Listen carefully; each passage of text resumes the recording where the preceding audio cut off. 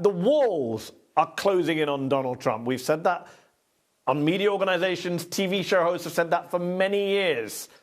Is it actually happening now? The vote totals are not going his way. Since election night, nearly half of his increasingly unhinged tweets have been flagged as election disinformation by Twitter. And he's now resorting to sending out angry false press releases in all capital letters. Gotta love the caps lock from the Trump team.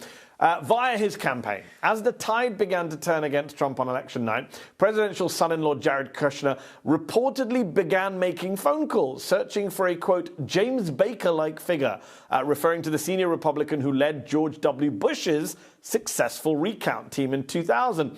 But even the actual James Baker appears to be throwing Trump under the bus now, telling the New York Times that in 2000 he never said, don't count the votes, adding, quote, that's a very hard decision to defend in a democracy. What in the world is going through Donald John Trump's mind at this moment? Who better to ask than the president's niece and clinical psychologist, Mary Trump, who joins us now. Mary, thanks so much for coming on the show. This evening, as Trump came out to give his fact-free rant in the White House, you tweeted, this is what it looks like when a loser loses. What is this loser, your uncle as you call him, what is he thinking right now? He is in a position he has never been in his entire life, and it's freaking him out. I would not want to be somebody in his inner circle tonight, although let's face it, they deserve whatever he throws at them. Beyond that, though, we need to be really clear about what's happening. This is an attempted coup. You know, the man who's allegedly in charge of this country is undermining his own citizens' faith in the legitimacy of an election. I think the damage of this is incalculable, and we're going to be dealing with it for a very long time. The only thing that could potentially counter it a little bit is if any Republicans in leadership would say something, and of course they're saying nothing. So that is going to leave Donald the field to continue spiraling out of control, to continue getting his supporters riled up. You know, as you mentioned in your earlier segment, we have people who are doing their jobs. They're Republicans, they're Democrats, they're nonpartisan. They are doing their jobs as American citizens to make sure that every vote is counted, and they're being attacked because Donald John Trump is telling his supporters that this election is being stolen. It's dangerous, it's damaging, and it's got to stop. It's also a completely ridiculous argument because the Republicans won Senate seats. So in the same election that he's arguing that's rigged against him, a Republican president, Republicans are winning in the House and in the Senate. So it doesn't even make coherent sense. You've been publicly speaking about Donald Trump's pathos for a long time.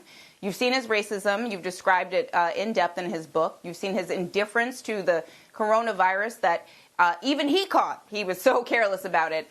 You've seen everything he's done in the last 4 years, in addition to growing up alongside him and the rest of your family. Are you surprised that he even had a shot to win? I mean, I am surprised by the total amount of votes that he was still able to receive, which is actually more than in 2016. Does any of that surprise you?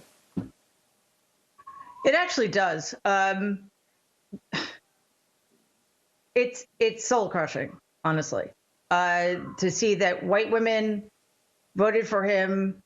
3% more white women voted for him this time. It looks like almost 69 million will have voted for him, probably more than that. It is a tragedy. It's an indictment of how broken our country is. I wasn't confident necessarily, but I believed that after 4 years of so much evidence of his incompetence, his cruelty, his racism, his misogyny, that people would wake up and that there needed to be a total repudiation of not just him, but his enablers like Lindsey Graham and Joni Ernst and Susan Collins. And we did not get that. And that's what this country needed. And now on top of that, He's undermining the American people's confidence in an election, which is only going to bring us further apart. And I'm not entirely sure how we come back from this or how we heal. Mary, let me ask you this. If he loses, and he still hasn't lost yet, but let's say he loses, it's not looking good for the Trump campaign right now, what does he do next, apart from whine about being robbed and the election being rigged? What's he going to do for the next couple of months? Is he going to go into one big sulk? Is he going to turn up to the Biden inauguration? I just don't see that. I don't see how he does. Oh, gosh, no. No, because that would be a concession.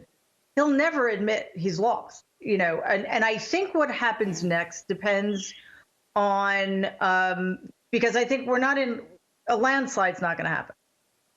But it does depend on what people around him do. And I thought it was quite interesting that Mike Esper is resigning. Will other people in his cabinet resign? And will anybody in Republican leadership try to contain him somehow? Because if they don't, we are going to see 77 more days of grievance and false claims. And we need to understand Donald is the kind of person who, if he realizes he's going down, he's going to take the rest of us down with him. So we need to be on our guard.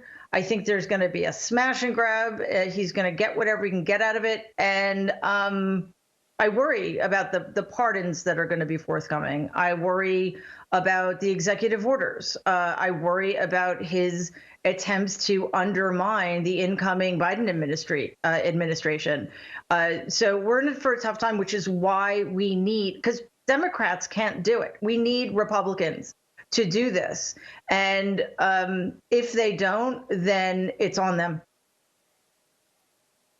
Also, Mary for the Trump, next we'll month, have to leave we it still there. have coronavirus. And so you imagine that he would at least try to jump in and try to implement a policy or two, maybe a testing strategy.